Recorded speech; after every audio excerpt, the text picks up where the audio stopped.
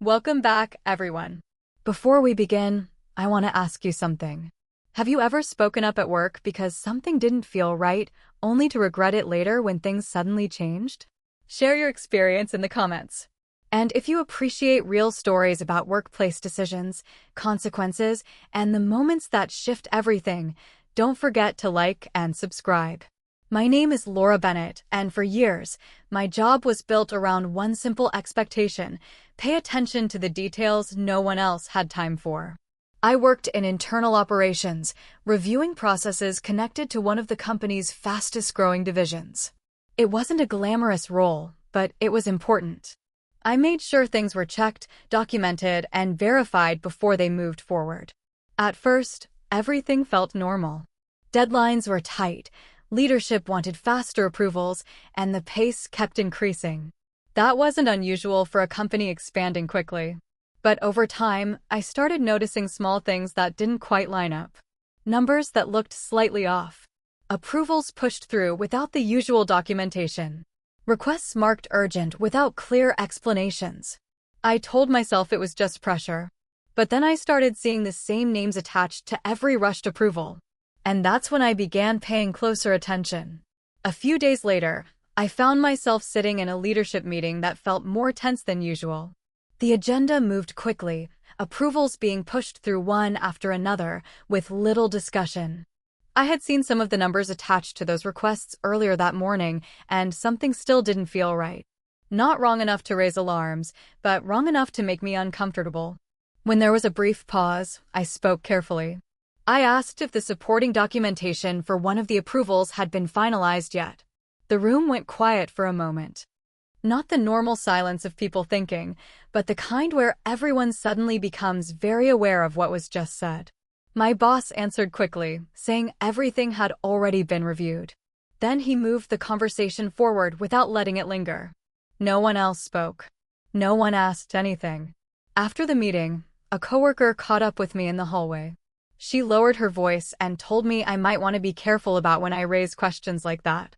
I asked what she meant, but she just shook her head. That afternoon, as I was finishing a report, a calendar notification popped up.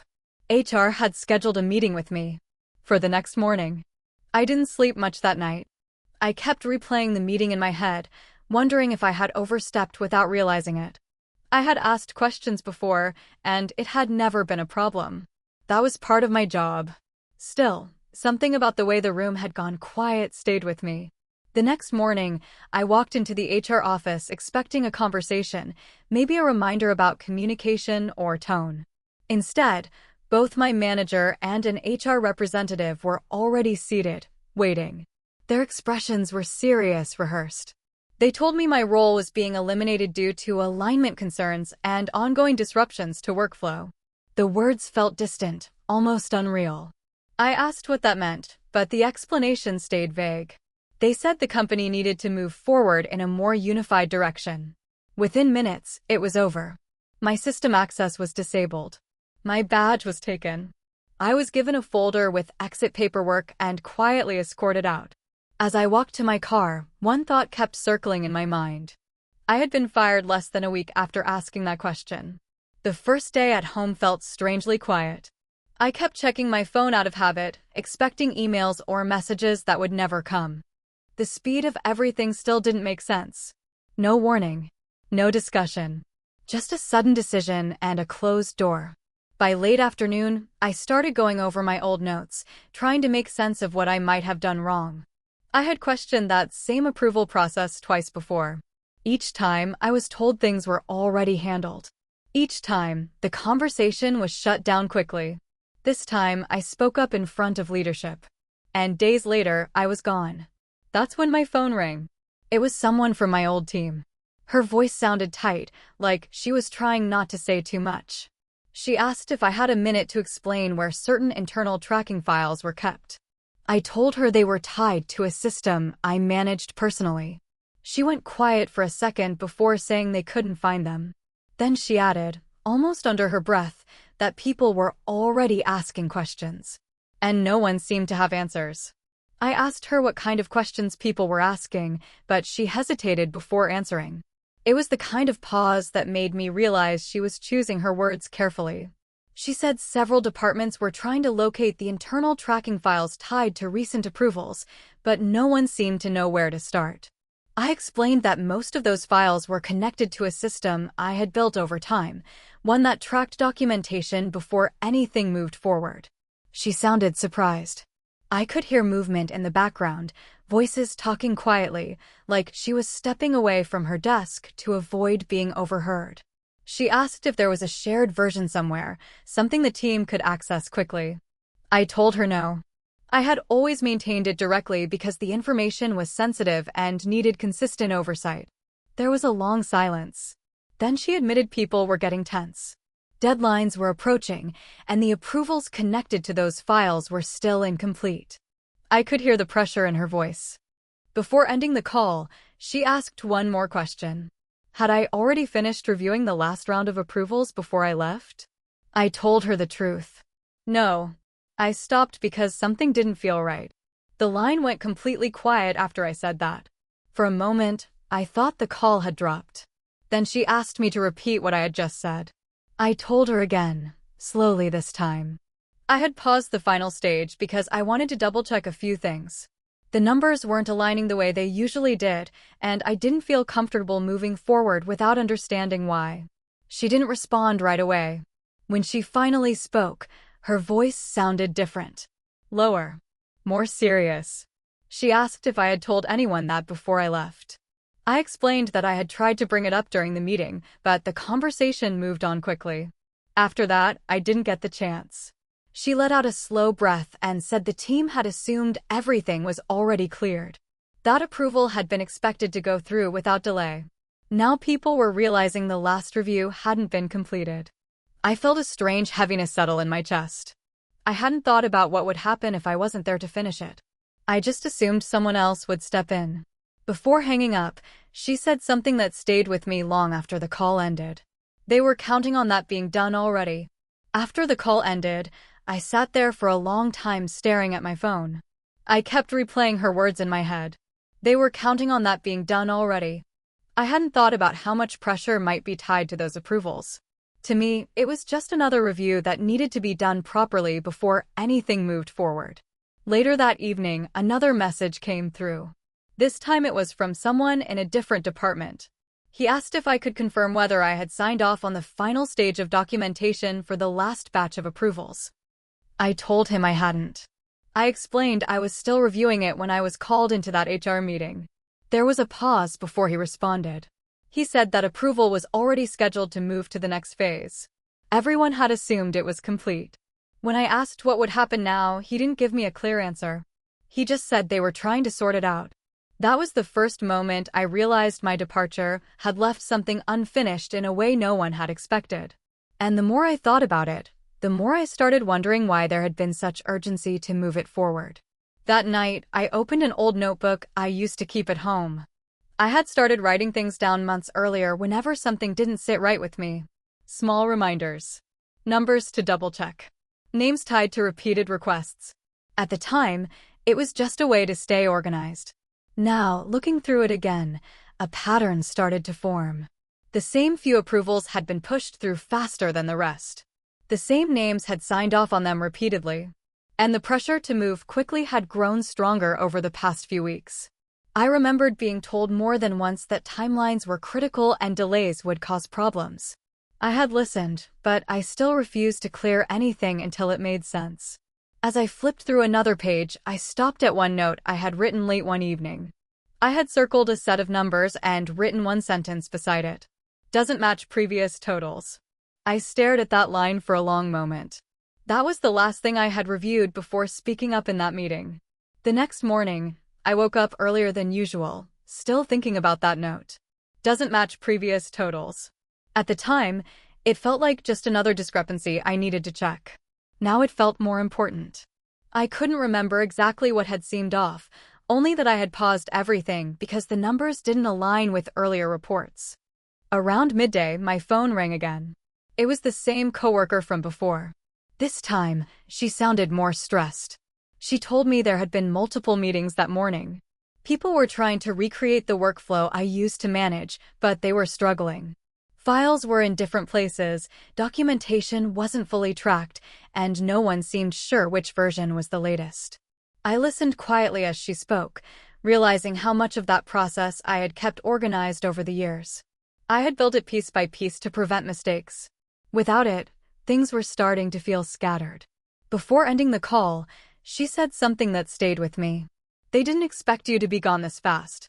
I didn't know how to respond to that.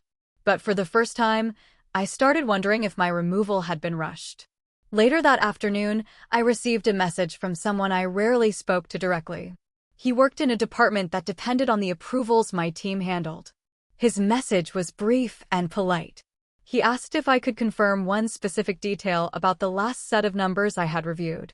When I called him back, his tone was cautious. He explained that several reports were now being double-checked because some totals weren't lining up the way they should. He asked if I had noticed anything unusual before I left. I told him I had paused one review because something didn't feel right, but I hadn't finished looking into it. I didn't want to jump to conclusions without understanding the reason behind it. There was a long silence on the line. Then he said the numbers had already been expected to move forward. Everyone assumed the review was complete. Now that they were looking closer, things weren't matching the earlier projections. When I asked what that meant, he didn't answer directly. He just said they were holding several approvals until they could figure it out. And that wasn't part of the original plan. That evening, I found myself sitting at the kitchen table with my old notebook open again, trying to remember exactly what had caught my attention that last week. I had looked at hundreds of reports over the years, and most of them blended together. But this one had made me stop.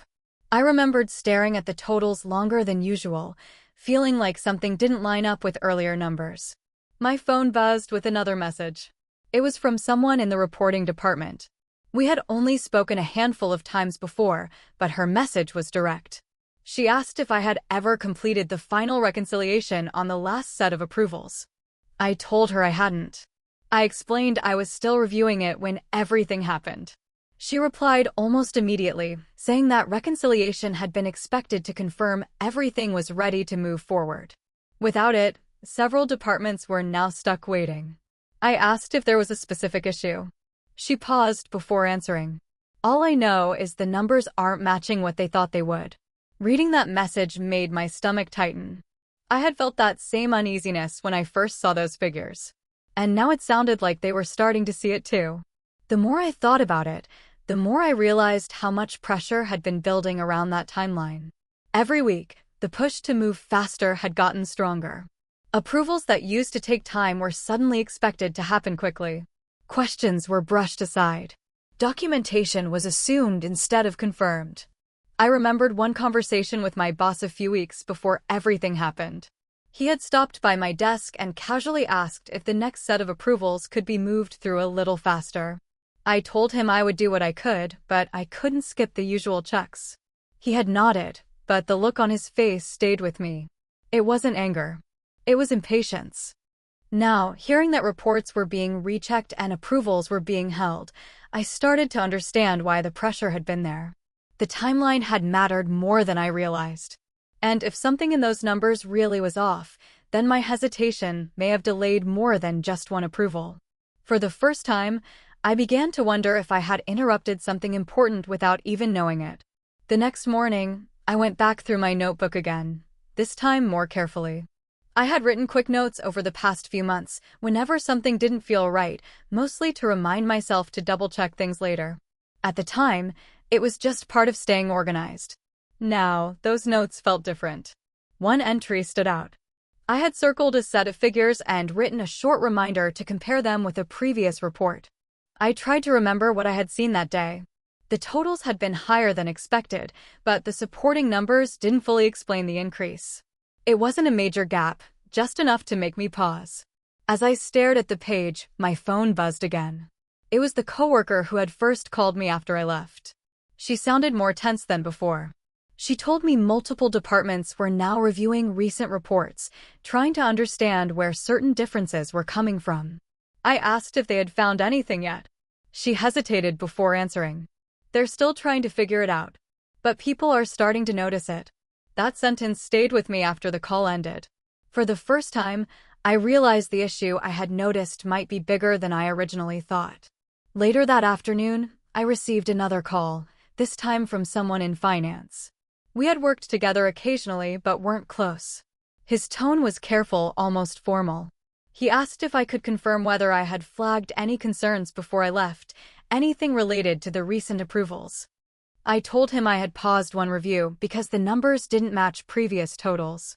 I hadn't raised an official concern yet because I was still looking into it. I wanted to understand the reason before making assumptions. There was a long silence. Then he asked if I had shared that with anyone else. I told him I had tried to bring it up during the leadership meeting, but the conversation moved on quickly. He let out a slow breath and said they were now going back through the last few weeks of reports, trying to understand what changed.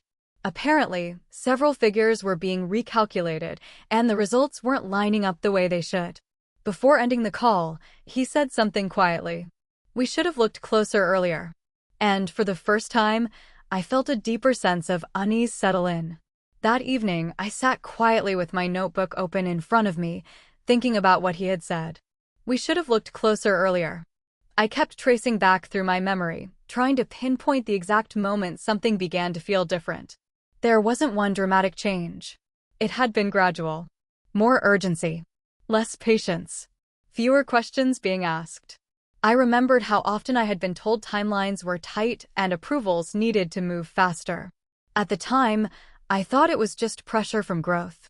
Now, it felt like speed had become more important than certainty. My phone buzzed again. It was the same coworker who had been keeping me updated. She sounded tired. She told me leadership had been holding more closed-door meetings than usual. People were being asked to double-check work that had already been reviewed. Reports were being pulled back and re-examined. I asked if anyone knew why. She said no one was explaining much, but everyone could feel the tension. Something had shifted, and it wasn't being talked about openly. Before we hung up, she said something that stayed with me. They're trying to figure out where the disconnect started. And I realized that disconnect might trace back to the moment I stopped that review. After that call, I sat for a long time thinking about the timing of everything. I had raised a question in that meeting. Days later, I was gone. Now, weeks of reports were being rechecked, and approvals were being held back. The more I connected the pieces, the less it felt like coincidence. I opened my notebook again and looked at the dates beside my notes. The inconsistencies I had written down had started appearing more often in the weeks leading up to that meeting. Each time I paused to review something, the pressure to move faster seemed to grow. I remembered one moment clearly.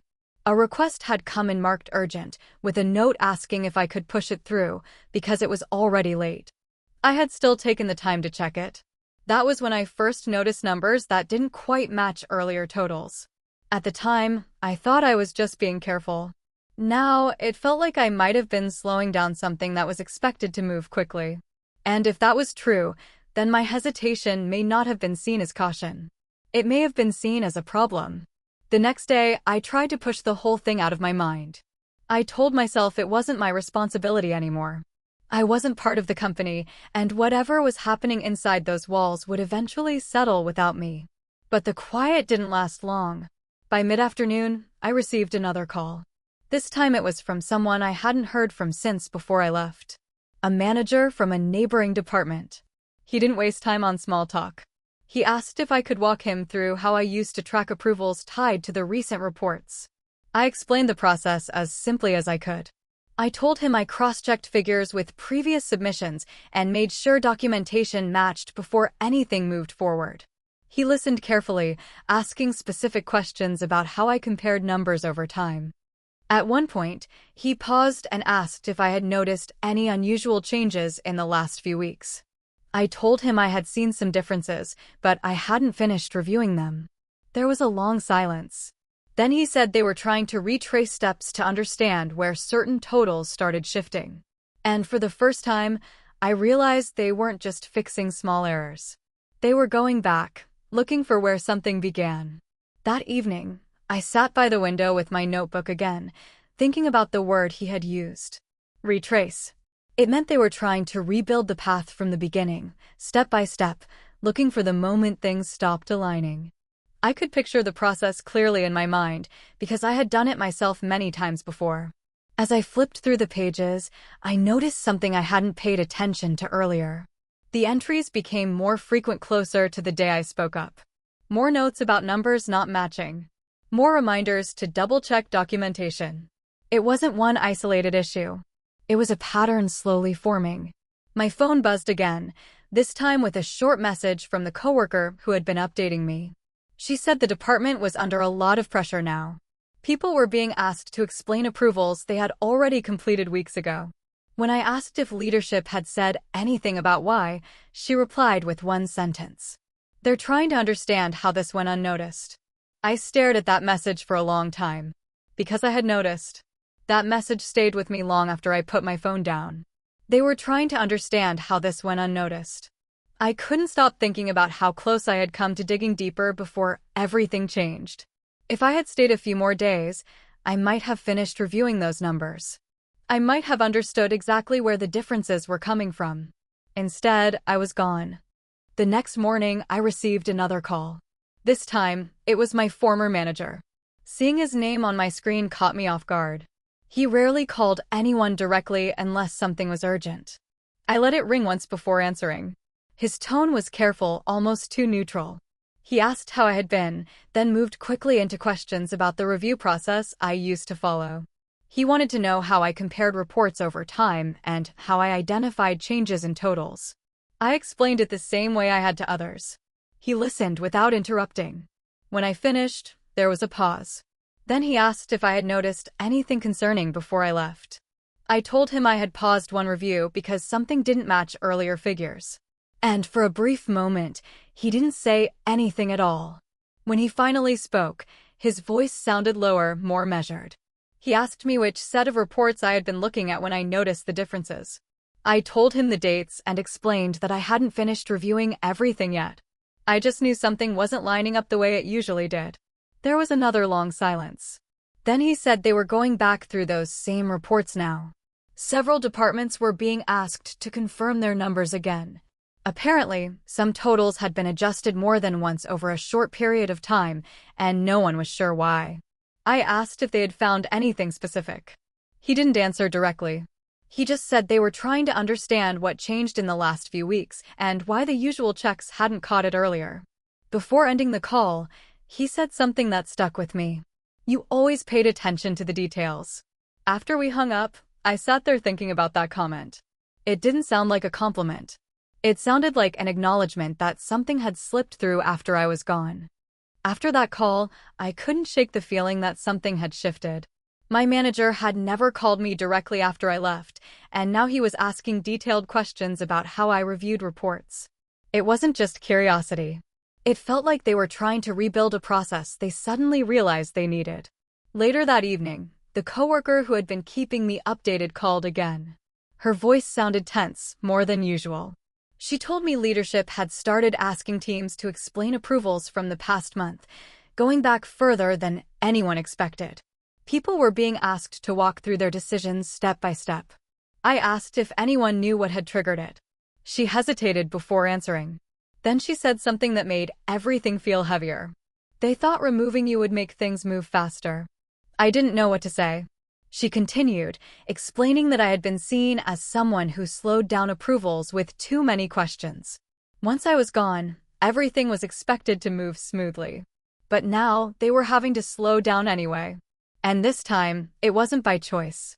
That conversation stayed with me long after we hung up. I kept thinking about how quickly everything had changed. I had asked one careful question in a meeting. Days later, I was out. And now, weeks later, entire departments were retracing work they thought was already finished. The more I thought about it, the clearer it became. I hadn't been removed because my role wasn't important. I had been removed because I made people pause. I made them double-check things. I slowed the pace when something didn't feel right. And in a moment where speed mattered more than caution, that made me a problem. But without those pauses, something had slipped through. I didn't know exactly what it was yet. I didn't know how big the gap was or where it started. All I knew was that the numbers I had questioned were now being reviewed again from the beginning.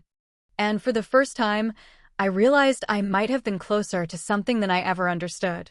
The next morning, I woke up to another message from the coworker who had been quietly keeping me informed.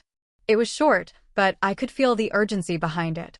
She asked if I was free to talk, and when I called her, her voice sounded lower than usual, like she was trying not to be overheard. She told me leadership had pulled several weeks of reports and approvals for a full review. Entire teams were being asked to walk through how certain figures had been finalized. People were being called into small meetings, one by one, and asked to explain how numbers were verified before they moved forward. I listened carefully, trying to understand what that meant. She said the focus was on the same time frame I had been reviewing before I left. The period when approvals had started moving faster. The same reports where I had noticed totals that didn't match earlier submissions. I asked if they had found anything yet. She paused before answering. They're realizing some things weren't checked the way they should have been. For the first time, it became clear that my hesitation hadn't just slowed down one approval. It may have stopped something from being finalized without the right questions being asked. Later that afternoon, I received another unexpected call. This time it was from someone in senior finance. We had spoken a few times over the years, but never directly like this. His tone was calm, but there was a seriousness underneath it that I hadn't heard before. He asked me to walk him through how I usually compared new reports with previous totals. I explained how I tracked changes over time, how I flagged anything that didn't align, and how I paused approvals until I understood what caused the difference. He listened closely, asking careful follow-up questions. At one point, he asked if I had stopped the last review because something felt off. I told him yes. I hadn't found the reason yet, but I knew something didn't line up. There was a long silence. Then he said they were now seeing those same differences across multiple reports from that period. Numbers had shifted more than expected, and no one had questioned it at the time. Before ending the call, he said something quietly. If that had gone through without a second look, it would have been hard to trace back later. That conversation stayed with me long after the call ended. I sat there thinking about everything that had happened over the past few weeks, trying to piece it together in a way that finally made sense. I had asked a question in a meeting because something didn't feel right. I had paused a review because the numbers didn't match what I had seen before. I didn't accuse anyone. I didn't make a scene. I just slowed things down long enough to take a closer look. And for that, I was removed. Now, hearing that multiple reports from that same period were being rechecked, I started to understand what my hesitation had really done. I hadn't uncovered the full issue. I hadn't found the reason behind the changes. But I had stopped one set of approvals from moving forward before anyone fully understood what they were looking at. If I had stayed quiet, that review would have been finalized. The figures would have been accepted as complete. And whatever had caused those numbers to shift might have blended into everything else unnoticed. Instead, my question forced a pause. They thought I was the problem. But in the end, I was the one thing that kept them from moving forward too quickly.